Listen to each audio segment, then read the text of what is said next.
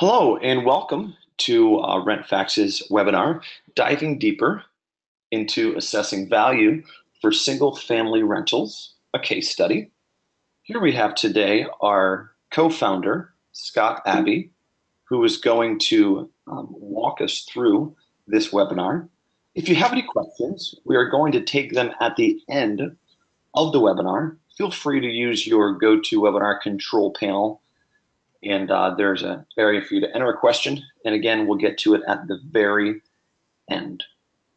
Well, Scott, appreciate you coming on with us, and feel free to take it away. All right, Stephen. Well, thank you, and thank everyone that's here. I appreciate you taking the time out to dialogue about our discussions today. First, a quick background on me. I've been in property management for 25 years.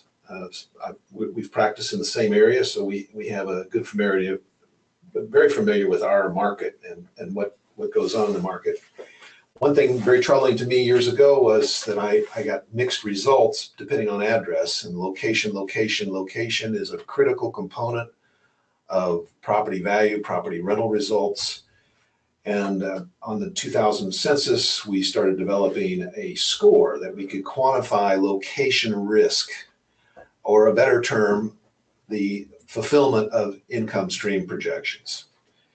And the scale was developed and then refined and further developed with my partner, Shane Sauer. And the key product that we offer is called the RISC score. And the RISC score is a simple scale of 0 to 100 that assesses the risk of a property, of the property attributes or the demographic attributes of the property location from a scale of 0 to 100, with lower numbers representing greater risk or a higher probability of an income interruption, and the higher numbers representing less risk and less chance of a income interruption. And these attributes have been tested over a decade. They've been tested in multiple markets throughout the country. So we have a really good basis for using this tool. And today's dialogue, and let's go ahead to the next slide. Today's dialogue is really about how you can use the risk index and correlate that index value with variables that you can acquire from the report to put a pencil on value of a property. And this is by no means is a end-all evaluation tool. It's a guideline to help you in establishing value for property. And the key thing you want to consider is the variables that we have to work with that we can get a pretty solid number on fairly easy is the monthly rent. Within the RentFax package, there are very good rent values that you can use. So by using the rent value and then looking at the score, the risk score of the neighborhood, you can correlate a ratio. And all of you that are listening to this are all familiar with the 1% rule. A $100,000 property that produces $1,000 a month in rent generally is perceived as a good value and can move forward with. That old 1% rule has been around for decades, millennia perhaps, and it's helped investors do a fast pencil on whether they want to pursue a rental. And what we've done here is simply add a caveat to that. And that caveat is this, that in higher risk areas, 1% is not near enough. And in lower risk areas that have other attributes that you want to consider, 1% can be a number too high. And so by correlating risk to ratio, you can then quickly determine an approximation of value that you want to pay for a property to determine if it's something that you want to pursue. And of course, the pursuit of that property requires a lot more due diligence, cost, time. But this is a fast pencil to help you in defining the property value as it relates to the rents that are perceived and the underlying, and this is so critical, the underlying risk associated with the address. Because what I can assure you that with low risk numbers, you will experience less income than you project because of dynamics associated with that address. And therefore, you need a higher ratio to absorb those risks and costs that are associated in their neighborhoods that have higher risk. Stephen, move to the next slide. This is a fast definition, which I'm not going to get into the details because it's available for you if you'd like it. It helps give you guidelines on how to arrive at these ratios. And then the next slide. And then this is a table of suggested numbers for you to consider based on risk, based on the attributes that we see within the risk ranges, and the highs and lows of those ratio numbers are based on your discretion and where the risk is. For example, on the first item there, you'll see 2 and 1.5 side by side. Those are the two ratios that you would use. I picked an average, but a risk score of 0 to 24. This is in the highest risk category that we would recognize. And I can assure you that an 11 on the risk index is far greater risk than a 24. So you necessarily want to slide your ratio around based on that number.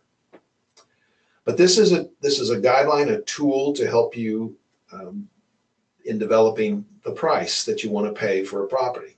Next slide, please. Next slide. This is a subject property that we were examining. Next slide.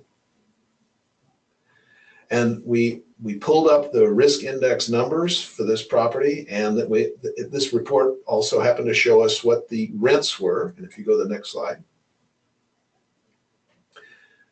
shows the rents. Next slide. And it also showed the vacancy. Next slide. And I wanted to put I'm sorry, the table's not there that I'd hoped for, but what I can tell you is what you do then is you take that rent and you plug the rent value and you correlate it to the ratio that you're going to use, and the math of that will derive for you the price that you would want to pay for that property. And we'll use the 1% rule just as for clarity purposes. 1% rule, if the acquisition price is $100,000 and it's in an area that produces a 1 ratio, then that would yield rents of $1,000. So you reverse that. If you have suggested rents of $1,000, you don't want to pay more than if your objective number is 1%, you don't want to pay more than $100,000 for it. In the particular case of the house that was demonstrated, the asking price was $72,000, but using the risk index and using the ratio that we selected, we arrived at a price at $66,000. And so what that did for this particular investor, it's an opportunity for that investor to more carefully examine the property. It didn't necessarily reject the property, but it certainly gave him a baseline for consideration. You also have to consider the repair costs associated with the property, because those repair costs become part of your acquisition cost. The acquisition cost, which is the sum of the purchase price plus the repairs, is the baseline that you use the ratio to determine how much you want to pay for the property. We had another case recently come up where an investor was examining 27 properties, and all these properties, we pulled reports, we ran the rents, we ran the averages for the risk indexes, and the asking price for this package of 27 properties was over $835,000. But using the scenario that I've just described, we saw a price of more like $750,000. And so this quickly gave the investor pause, and it also required him to then do even more examination on determining what else needs to be done in these properties, because in the higher risk areas and lower cost properties that yield greater returns on paper, you have to be more cognizant of the state of condition of the property prior to acquisition, because that adds significantly to the acquisition cost if you're putting in a new roof or a new sewer system. So this has been a fast, brief overview of this. I'm happy to answer any questions that may arise at this point to discuss this. If you have any questions, feel free to use the GoToWebinar control panel on should be your right-hand side there. Feel free to enter your question. We can either read your question or just simply unmute your line, whatever you're more comfortable with. And then we will go from there. Got a question here. It says, how did you determine that the acquisition cost was $100,000 more than it should have been? That's a great question. I added up all the rents and I came up with a rent number. I looked at all of the risk index numbers and I averaged the risk index numbers, and then I correlated a factor of 2. And when I factored the rents at 2, it came to $750K versus the $835 asking. And I used 2 as a factor because the average risk index of these properties was in the 14 range. And so the package was a very high risk package because of all the high risk properties. And if you'll turn to slide 4, Stephen, I think that's the slide I want to look at. There it is. So this is the tool I use in my office, and basically we built a database for it. But I plug in variables that I have. And in this case, what I had as a variable was what the estimated rent would be and what the risk index was. And then I applied a ratio to that of 1.35. Now, it could have easily been 1.45 or 1.25, but I selected 1.35 for a number of reasons for this property. But the price that came out of the equation was $66,000 versus the asking price of $72,500. So in this particular example of the 27 properties, you simply expand on the average of the risk for the properties and the monthly rents to arrive at what you would be expected to pay or what you'd want to pay for a package of that. Again, guideline, it's not a final tool. It's a fast, quick way of taking a snapshot of whether or not these are areas that you want, or these are properties you want to consider, or a point of dialogue. A lot of times the sellers either don't want you to know or don't know just how high risk the areas are that the properties are located. Next question. Somebody's asking if they could have a copy of this guideline here that you have explained.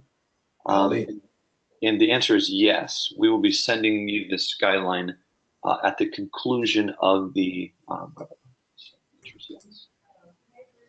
By all means, and by all means, experiment it with for your benefit.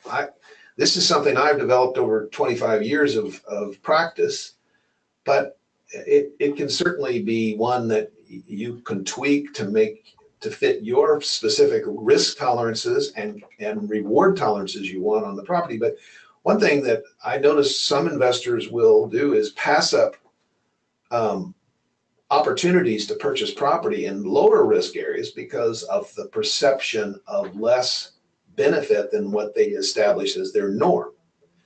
And the norm may be higher than what the lower risk property yields. However, the attributes of the lower risk property may very well exceed the income potential that you're expecting. It's terribly important to recognize that you shouldn't, at least, I don't think you should, apply the same yield expectations for every property you examine, because every location is different in the kind of performance you're going to get in income stream. And when you look at lower risk territories or properties, you also have a couple of added benefits that you don't have in the high risk territories. And that is, generally, you have appreciation, and sometimes that appreciation is higher than the norm for the area. You also have elevated rents elevating rents that oftentimes exceeds the inflation factor. And oftentimes in the in high risk areas, you're looking at values of property that don't appreciate at all, and sometimes depreciate if the area is in a decline. And oftentimes the rents have to be retarded because the candidate that you want to place in the property can't afford the rent that you'd like to charge. So you see rents that stay static so that you can satisfy a reasonable ratio between tenant income and rent. Next question. I think we only have one more question. Someone was asking about the next slide. Let me go over. They mentioned they wanted a copy of this as well. We will include that in the handout that will be sent to you all from Scott. I've got one more question. What resources do you reference for rent comps? We pull from data sources that use active rent comps that have been deduped and are within the last 90 days. So it's a trailing data stream. What we go back to increase the number of comps so as to satisfy a minimum model to do our probability curve. We have to have enough comps so that we go older, but never past 90 days. And a key point here for you to consider, and this is a nuance that I'll share with you, but if you're in areas like Kansas City that have seasons of traffic, we have seasons of traffic here. When you're looking at data today for the last 90 days, you're looking at the slow season, which tends to retard rents. So you can be more assertive on your rent estimations because we're now moving into an uptick in season.